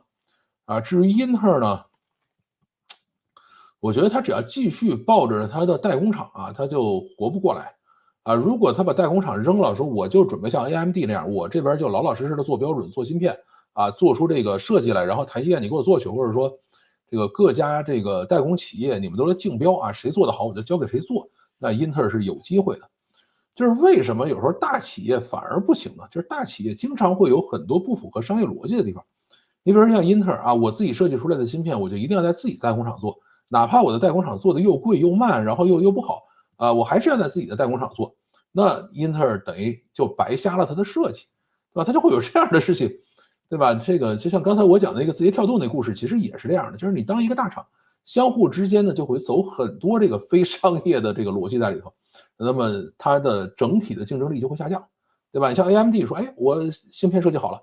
然后我就去找台积电，找这个哪怕是英特尔的，还有 AMD 自己原来的代工厂，还有这个叫做什么这个三星的这个芯片厂啊，你们都去给我看看谁能做得好，对吧？然后最后发现，哎，台积电你做的最好啊，这个良品率最高，价格最便宜，速度最快啊，那我就找台积电去定这个芯片就完事儿了，对吧？就这么简单的一个事情，我非捆在一起，就属于你也活不好，我也活不好啊，最后一起死。好，我看看啊。正经人谁记日记啊？对啊，这就是这样的。就人的记忆其实很有意思啊，就是当我们讲到这个点的时候呢，就会突然想到一部电影，对吧？然后这个OpenAI 呢，现在也是这样，就是根据我们的聊天呢，它会在里边抽取一些细节的点，然后当他拿到这些点以后，再以这些点进行引申，就可以变成一个很懂我们的东西了。林同学捧哏第一名啊，没问题。我记得，我觉得可以每天让 AI 写一段日记，收集起来，时间长了再让 AI 通过日记总结人生。这个反正用途很多吧，大家自己慢慢去摸索就好了。日记有两种，流水账是起居注，心情的记录。我记得第一种用不着自己记吧，看一下银行消费记录就行了。哎。记日记这个事儿呢，我印象比较深的是什么？就是《阿凡达》那个电影，这个主人公叫 Jake 啊，他就是每天回去要对着这个摄像头去说我今天看到了什么，然后这个他们给了我什么东西啊，这是他每天很重要的一个工作。就是当时应该那个片子是2009年吧。看完了以后呢，我们就特别想做一个同样的工具，说这个每天啊让大家去记日记。因为对于我来说呢，记日记这个事儿并不难，但是难的是什么呢？是把这个日记拿出来再重新看这个事儿是非常非常难的，对吧？这个呃，而且记日记的过程中，你还要有条理，还要有文笔，还要很多的这个各种东西都要记下来。所以我说能不能做一个这种对话聊天的东西啊？就是他问你说这个是怎么回事，那个是怎么回事，然后他可以不断的去启发你、碰撞你，然后把东西记录下来。然后呢，在下一次你再去问的时候，他可以在里面找到你以前曾经说过什么话，或者记录过什么事情，然后再给你找出来啊。这个应该是一个很有趣的事情。当然09年做这个事情很难了，现在的话应该是可以把它做出来了。只是不知道有没有人喜欢用这种东西啊？如果有人喜欢用的话，没准可以去做一做。高端材料也还是制造业，像杜邦、BP、陶氏啊，这个是材料国内是不行啊，这块是真的。美好愿望 OK 啊，但是要知道，美国搞中国不是简单的贸易问题。我呢，其实一直不太相信美国在搞中国。美国真正想干的事儿呢，还是就是至少川普吧，真正想干的事儿一直是把美国自己的日子过好。至于你们其他人怎么适应这个事情，再说了。现在他也在讲说，这个关税的实行的过程会很痛苦，但是呢，等大家习惯了以后，会适应这个新的环境。只是这个痛苦，看川普和他的政府能不能熬得过去了。前几天，英国破获多年前的案件，一个性侵尸体加上连续杀害多名女性，然后因为技术的原因没被抓获。后来，那个变态把这件事情拍成视频和写成日记保存，最后这些证据被拿去定罪，所以写日记，跟这个变态一起挂钩啊。这个不能这么讲啊，就是我们刚才只是在开玩笑啊。这个英特尔的芯片并不是卖不掉，7纳米的产能供不应求，最后，然后下一步滑脚了。滑脚了是什么意思？看来18A 这一步，或许卷土重来。对，就是英特尔那个起名字起得很怪，什么是这个什么什么 A 或者什么这样的事情，它起得很怪。英特尔呢现在是怎么说呢？就是如果 PC 卖不掉了，它的芯片是会有问题的。因为它的 GPU 一直，反正也做出来了吧，英特尔的 GPU，它叫970还叫什么？反正我看过评测，但是我从来没看到过谁真买这个东西。然后它的 CPU 呢，现在还是很棒的啊，就是如果现在谁再去买笔记本，你只要不是买苹果的话，买 Windows 笔记本还是首推英特尔的。啊，这个千万不要随便去买 ARM 的东西啊，这个要去提醒一下。然后至于其他的用途的话，现在越来越少了。以前是写正规日记，最近这些年是仅自己可见的微博、QQ 空间和推特记东西啊，这个积累起来也不少了。是的，这个我现在是每天跟大家录节目，然后我所有的节目其实都是有文字记录的，对吧？这些也已经不少了。我现在大概已经记了有，就视频的话大概有，可能应该有个十几个 T 了吧，这样。然后呢，这个也有大量的文字记录在我的博客里啊。最近我还把这些博客都做了 RAG 啊，后边可以去回答各种问题。不过我觉得让 AI 来总结自己有点不靠谱啊，这玩意儿喜欢奉承。哎，这是真的啊，就是你问 AI 我是个什么样的人，说的可好听了。古代的航海家们也这样啊，该有的航海日志，对，航海日志那是有规范的，必须按这规范来记。来了点赞啊，你这点才来。铁塔猫是个敏贤心细的年轻人啊。是的啊，打游戏 AMD 的大缓存很爽啊，这个没玩过。其实很多技术人很喜欢写个人博客啊，这个我原来也写，后来就不怎么写了。现在基本上是录完了视频就把它记下来。好，我们继续。越南要给直播带货卖假货的博主根据粉丝数判刑这条说强烈支持啊，售假传谣都该重判，粉丝数和金额双向触发，平台负责人也该判刑。马云千刀万剐，诛灭十族，难赎其罪。哎呀，这样的人如果多了的话，世界可能就退回原始社会去了吧？我觉得还是要稍微有一点点宽容度的吧。还有人说了，说我在越南啊，这个看来有在越南听我节目的啊，说性吸引力和活力是真的啊，女孩子年轻漂亮，腐败方面不输中国啊，行政效率低得吓人。这个因为我没去过越南啊，所以我不知道。我去过柬埔寨，去过印尼，这些地方呢都是给我印象比较深刻的腐败国家。然后呢，还一个是南非啊，这个也是腐败国家。越南我不知道。如果越南整个的行政体系是一个腐败体系，而且腐败的很厉害，对吧？行政效率还很低，对吧？各种地方必须要给钱才能往前走的话，那么我们就继续魔化下去就好了啊，这个大家哈哈一笑就行了。所有这些执行都是需要比较强健的行政执行能力的啊，如果没有这个事儿就全都扯淡啊，不知道。还有人说了啊，越南起码是真正的互联网，不是科学上网啊，这个是真的。越南是有 Facebook、有 Twitter、有YouTube 的啊，这个是没有任何问题的。还有人说假冒一定会越来越差啊，这个我是不认同的，因为我见过特别多的这个假冒商品，做一段时间呢就开始做自己的品牌，然后就做起来了。他的工厂是有能力做出好东西来的。假冒呢，只是说，哎，我现在不用对这个品牌负责任，然后我去蹭别人的品牌价值。但是当他发现蹭不下去，因为太多人假冒了，对吧？他也很卷，那就说，哎，我是不是自己做个牌子，然后把它做好啊？它是这样的一个过程，所以我并不认为假冒会越来越差。这个还有人说了，说老范一直灌输创新等于放松监管 ABCDEF 或存在的合理性，怎么听怎么觉得不舒服。如果日本市场不允许的话，我们能不能把标准看齐日本？啊，给消费者尽量提供安全保证，把底线提高一些，行不行？这个怎么说呢？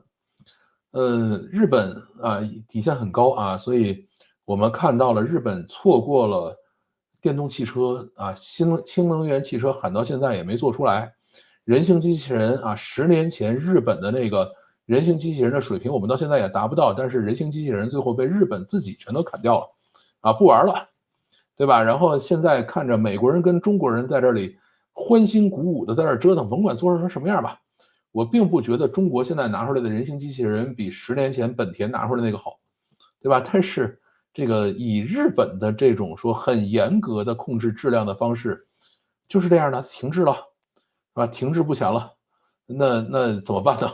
啊，没有任何办法，它在工业上错过了这些东西，在互联网上啊，这整个互联网时代不能算错过了吧，但是至少走了一条很弯的弯路。然后移动互联网也走了一条很弯的弯路，对吧？日本人呢，一方面要求产品特别好，另外一方面呢，他老显着把这个钱全挣完啊，就是比如机器人他做出来了，做完了以后，他把周边所有专利全申请了，你必须买我的啊，不买我的这事儿你就寸步难行。那最后我们就不跟你玩呗，对吧？氢能源你弄了一堆专利，我就玩纯电动，对吧？其他的我们汽车卡尔把车造出来，不是最好的技术，不是最优的技术解，但是呢，我就造出来了，然后通过巨大的这个产能、巨大的产量，把成本降下来，对吧？让大家就这么使了，其实也没有任何问题，对吧？这个，所以我并不认为说，特别严格的监管，就可以做出好东西来。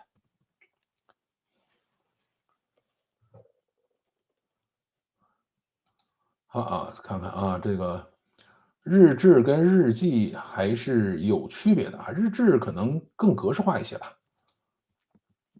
晚上出去吃饭啊，7碟牛，1碟菜，结账366，吃撑了，刚回来。哎呀，这个7碟牛感觉很爽啊。日记有2种，一种是能给老师看交作业用的，还有一种是给自己看，不是好人写的那种。关键是这样，就是我所有给自己写的日记，我曾经写过啊，我还这个尝试过很多次，但是我发现我从来不看啊，包括我上大学，就是从小学吧，从小学一直到大学毕业，我从来没有看过自己记的任何笔记，就是后来也就不记了，对吧？以前记过，记了以后最后也从来不看啊。这个反正不知道是我的原因还是很多人都这样。我最近接触的美国制造业公司，包括制造石油钻井钻头的公司，全世界几乎都买这个产品，包括大国的一个电力设备公司。最近托福 AI 用电什么意思？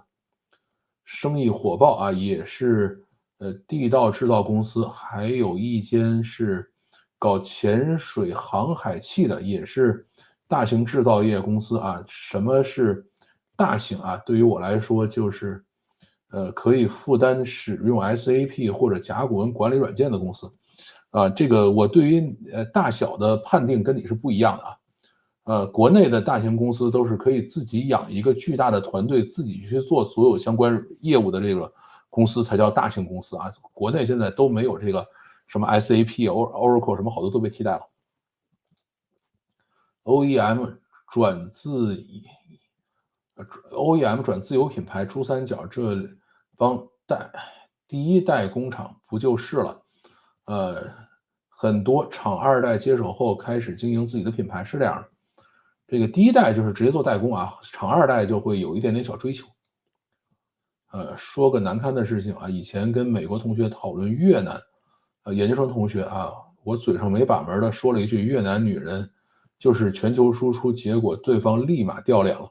我老婆就是越南人啊，这个，怎么说呢？这个，呃，有些时候还是要稍微宽容一点，对吧？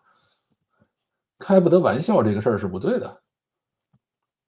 我看到很多人评论电动车没有未来，都在推崇氢能源车。嗯，其实像我们这些程序员呢，就会有这种认知啊，就是最后流行起来的技术通常不是最好的那个，是吧？我举两个案例吧。第一个案例呢是 MPEG One 啊，就是这个我们看 VCD 里的那个压缩算法啊。当时呢，做这个算法的公司有很多，然后其中有一个公司叫 C-Cube 啊，CQU 什么我忘了那个怎么拼了啊，叫 C-Cube，我记得是名字是这么叫。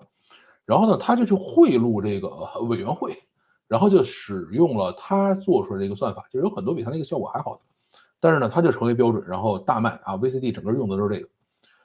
然后还有一个比较典型的案例就是 JavaScript 啊，这个语言从出来那一天，所有人就说，哎，这个语言太不严谨了啊，这个有各种问题啊，包括 PHP 也是这样啊，就是出来那一天大家就开始说这件事儿，但是呢，它就是非常流行，你没有办法。你看我这有这么好的这个语言啊，编程语言，然后这么严谨，然后效率又这么高，然后有各种各样的方式可以避免各种错误，就是没人使，这个没有办法。所以呢，真正流传的起来的，并不是技术最优解，而是有很多人用啊。对了，忘记老范更新一下，这是没看到抢购啊，也没有看到关税小票啊，那挺好，没抢购就行，只要不抢购不涨价，你们能够好好过日子不挺好吗？啊，记着给我充个会员啊。这个机器人的动力问题怎么解决？电池啊，现在机器人基本都是电池。现在好像这个就是液压机器人已经不多了，大部分机器人都是纯电机的这个关节，然后身上背电池。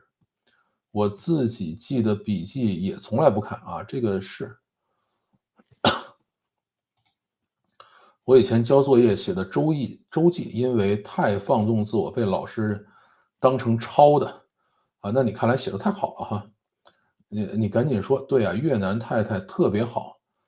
我先生有时候遗憾我不是越南女生，那他不就高兴了？哎，这个没必要这么迎合吧？我觉得还是稍微有一点点的宽容度是比较好的。这话似乎也没错，牺牲一代人什么什么的啊，这个我觉得是这样，就是任何的地方呢都有这个就是叫追求幸福生活的女性吧，对吧？她们希望过上更幸福的生活，过上更富足的生活，这个事儿本身无可厚非。然后在这个任何一个国家呢，也都有真爱，对吧？并没有那么物质，即使是一些很物质的婚姻。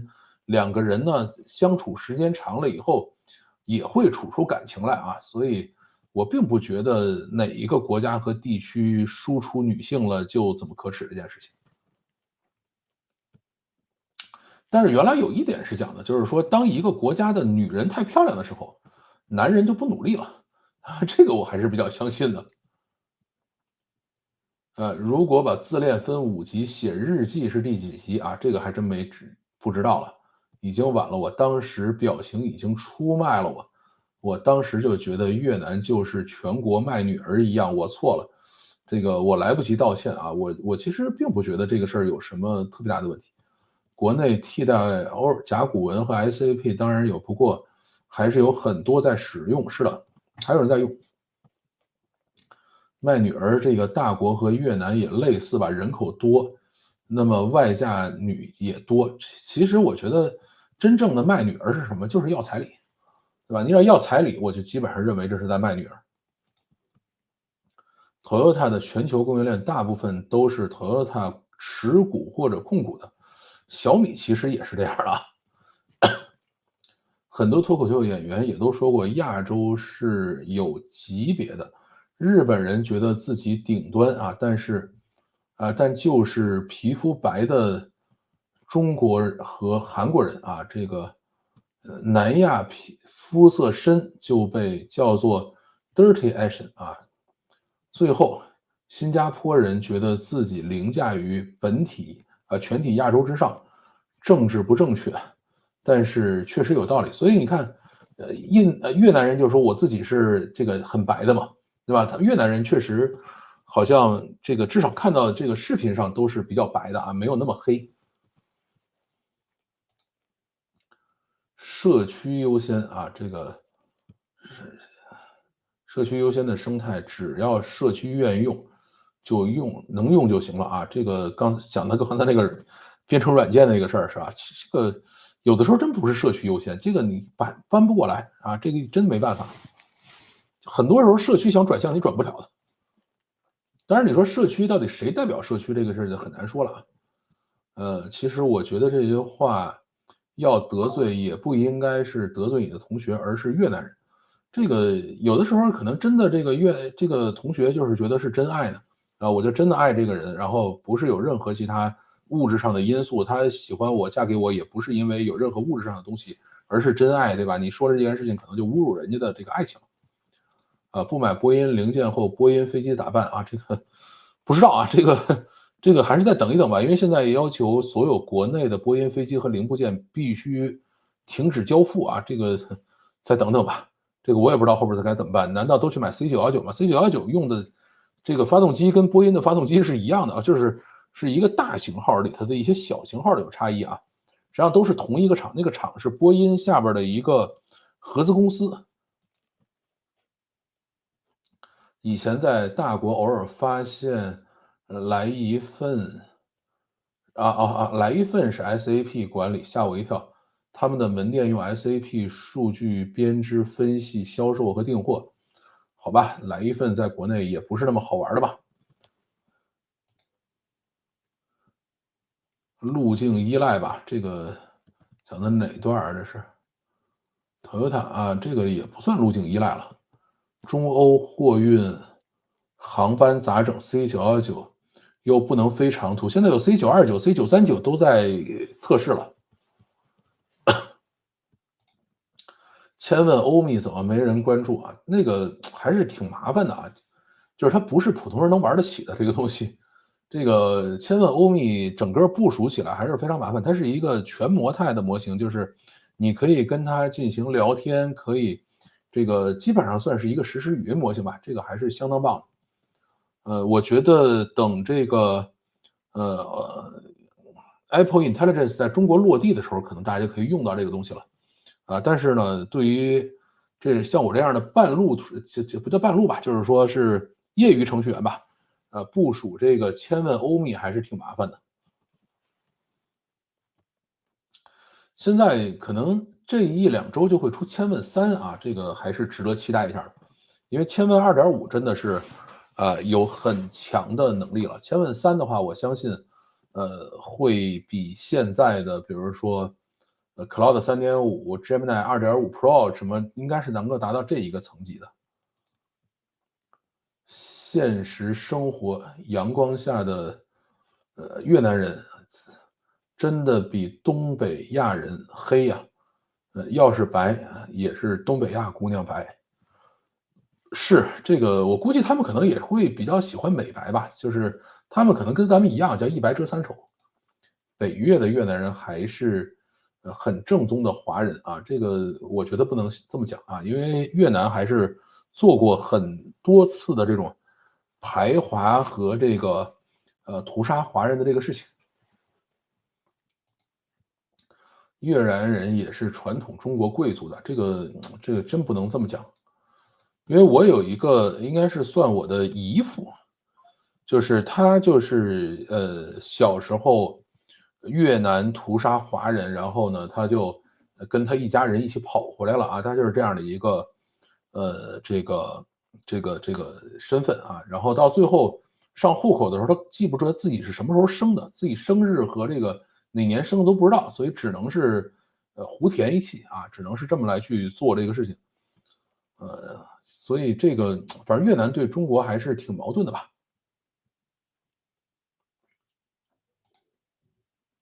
我当时也傻了，应该回怼说，我又没说你去越南买老婆，你生气什么？这个，哎，这个怎么说呢？我觉得遇到开不起玩笑的人呢，就少沟通就完了。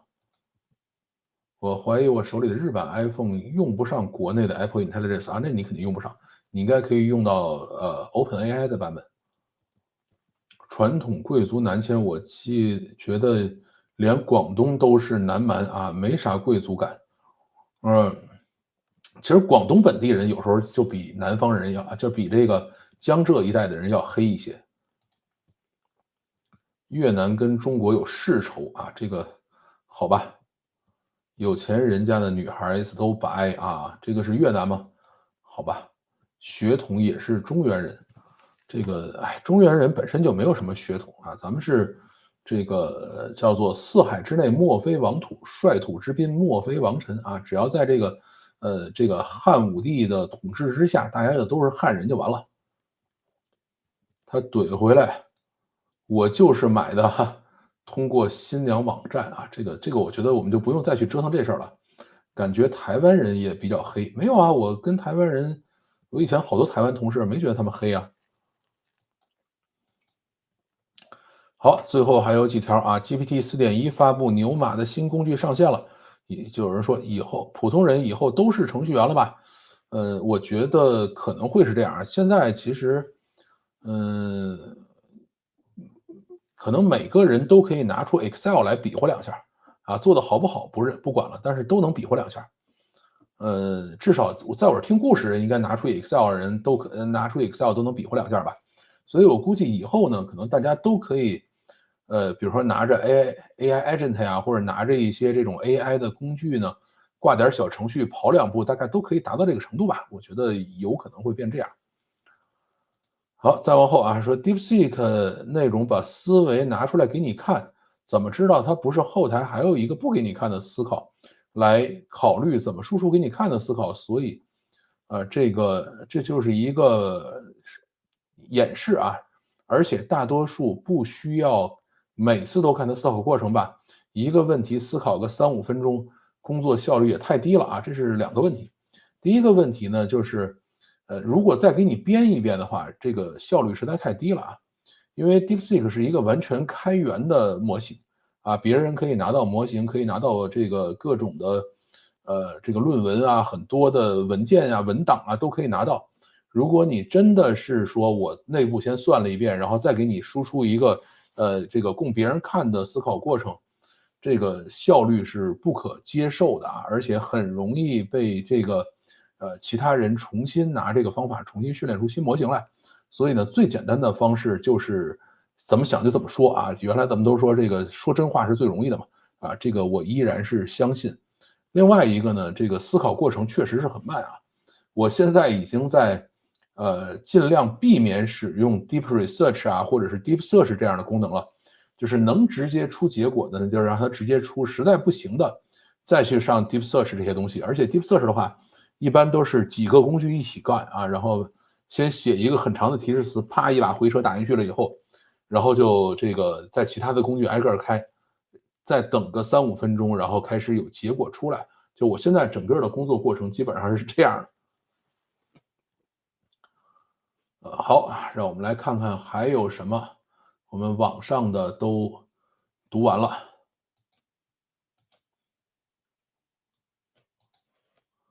不是说汉族贵族在汉王储之后就没有了吗？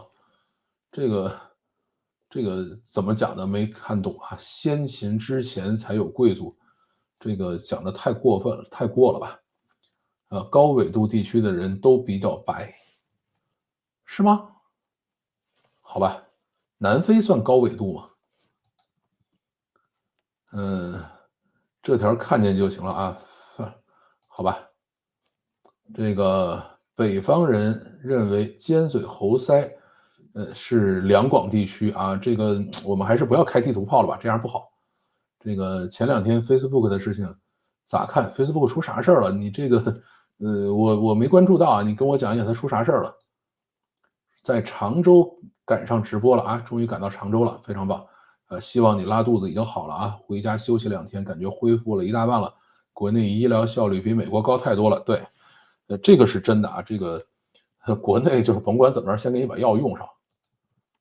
追进度，我是全国统招第一批软件学院的学生，学校全国前10，大部分同学都是穷苦地区做题家啊。目前总体发展一般，我觉得，是能力的问题啊，更多的是背景机会的问题。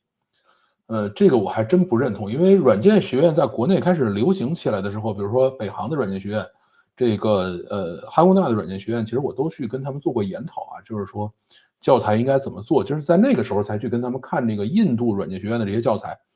当然我提的所有意见他们都忽视了啊，我就说这个你们不要去学这么多应用技术，啊，这个能够上手干活这件事情并没有那么重要。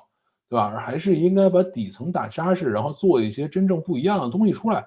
他们说你那个不是软件学院的这个教育目标啊，你那个是计算机系的教育目标，对吧？这个计算机系确实是需要做科研，需要去钻底层的。软件学院我们就是教这些这个马上就可以拿出来用的东西，对吧？而且一定要教最新的啊，因为在中国计算机的本科教育呢，都是10年、20年前的这个课程。啊，再继续教下去。那么软件学院呢，就是希望能够教出一些来，就是马上能干活的人。就是反正我是很不认同啊。后来是去清华，他们应该是计算机系，我记得他们那个系主任是叫史元春还是叫什么，我记不清了。当时也是做研讨，他是说我们清华就不搞这玩意儿，我们就是计算机系，我们就不去搞这个软件学院啊。然后呢，我们就去教这个真正有用的东西啊，这些最新的技术我们不去折腾它啊，那些应用技术不用去搞啊，这个我还是比较信这套东西的。就是当你真的很认真的去花了2年多的时间去把，这个 Linux、PHP 啊、Apache、MySQL 这种东西学一遍，然后写几个网站出来。因为我去研讨的时候是在，2005年、2006年左右的时候去研讨，对吧？那么真的没有什么意思，我觉得。我尴尬的事情是遇到过一个俄国女生，基辅的，基辅的应该是乌克兰女生啊，人好看还聪明，我就去套近乎。基辅啊，我知道以前读俄国小说，我特别喜欢俄国文化，他怼回来我是基辅的乌克兰，我一头雾水。那是很多很多年之前的了。你不是这个战争发生之后干的这个事儿吧？这个如果是战争发生之后干的这个事儿，会被打的啊。先秦之前只有贵族才能读书了啊，这个，我觉得还是中国的科举制度让很多人去读书了。挂号、看病、挂水，一上午搞定。换美国得先预约，等3、5天看病，再等1天拿药，再等半个月交费。哎呀，这个反正到那时候没准你就好了呢，那就不用吃药了。怎么尖嘴猴腮了？我看我哥脸挺大的，这个你哥是广东人吗？先秦包括楚的贵族都是，武帝时一代一代下来的。他是这样，就是姓氏，大概是有氏的人是一代一代传下来，姓都是后来来的。高纬度地区，北半球的北方，南半球的南方，对啊，所以南非也算高纬度地区啊。这个国内好，就别走了呗，还是这个不行就回去吧。先秦之前只有贵族才能读书啊，这个我们读书还是尽量要多读啊，所有人都要读。谷歌被 OpenAI 带坏了，还不懂炒热度，在 OpenRouter 出了个什么 Cos Alpha 是 GPT 4.1啊，谷歌还有样学样的，出了个龙尾，在那个什么编程对比网站里面啊，啥声音没有，不找一下根本不知道。包装的应该是2.5 Pro 正式版，2.5 Pro 正式版现在编程能力还是碾压级的啊，它比 Cloud 3.7和 GPT 4.1都要强。还有一次看到一个女生，台湾的，说你真是中国人啊？不是，我是台湾人。后来一直懒得理我啊，这种人其实你也不用理他。南非白人是高纬度挪过去的，没有啊，荷兰人啊，南非白人是荷兰人。通常来说啊，高热带地区的人鼻翼宽啊，用于散热，高纬度冷啊，鼻梁高。没有啊，我没觉得东北人鼻梁高啊，这个那个叫什么因纽特人鼻梁也不高啊，对吧？所以你这个不对的啊。有个美塔的前员工在国会指证美塔与大国有勾兑，这个涉及内容审查、AI 开发等主题啊，这个我还真没看，等我去研究一下啊。这么大的瓜，我要去研究一下。你每一只脚都踩在坑里，没有，他踩的多去了，只是给大家分享了2坑而已。我是18级本科毕业的某985软件学院啊，这个当时感觉学生都比较水，不过毕业了，大多也都进了字节、华为、阿里、腾讯。这2年就完全不一样了，老师和我一聊天就抱怨毕业生不好找工作，哎，现在都很难。这美塔员工说的有鼻子有眼的，我开始也觉得扯，听了一会儿又觉得逻辑和证据链都能对上。这个我还没听说啊，第一次听说啊，待会儿我研究一下。基辅那次我真的是无辜的，那时候有多少中国人知道基辅？这个我一直都知道啊，这个我应该代表大多数中国人吧，这个智力水平。范老师学习计算机课程是不是去学习国外的 CS 课程？这个我觉得不是啊，学习计算机的最好方式是在 GitHub 上泡，是大部分，不是所有两广地区都是。两广地区还有客家人呢，客家人就是从这个北边迁过去的汉人。科举是汉朝之后的事情，错，科举是隋朝之后的事情啊。真正科举是隋炀帝还是隋朝哪个皇帝定的，我忘了。你好啊，你好，你好。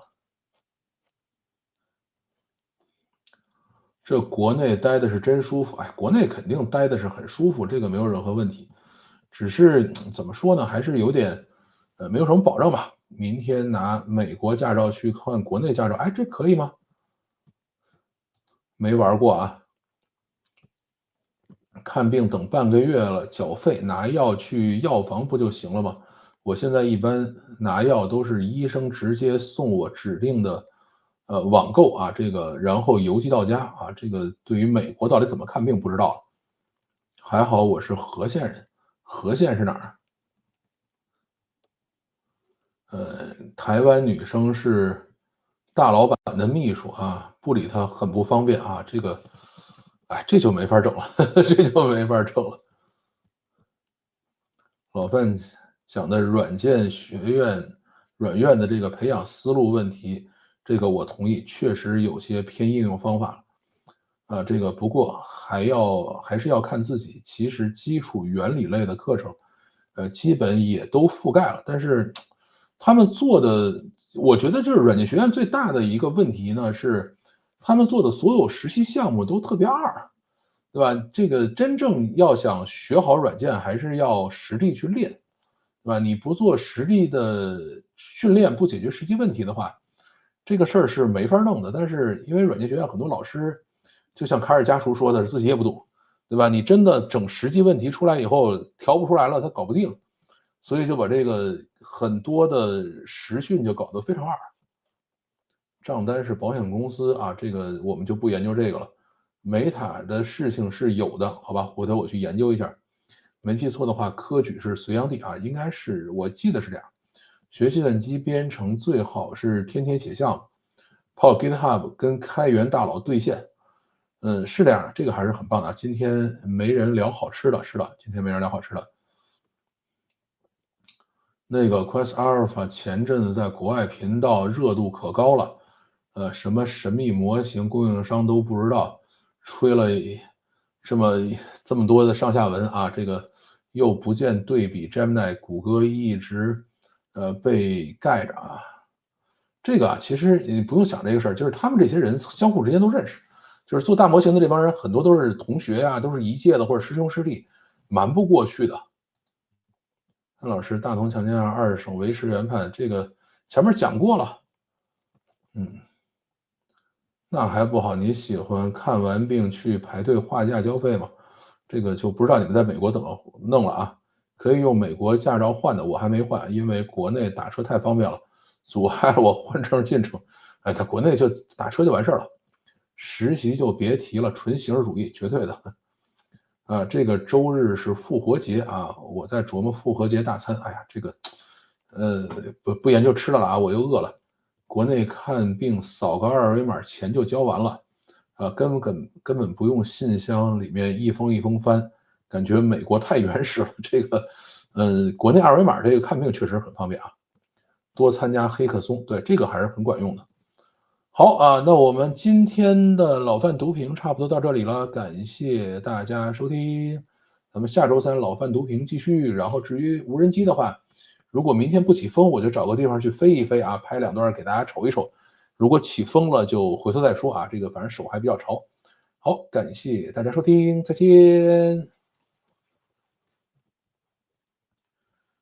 结束直播。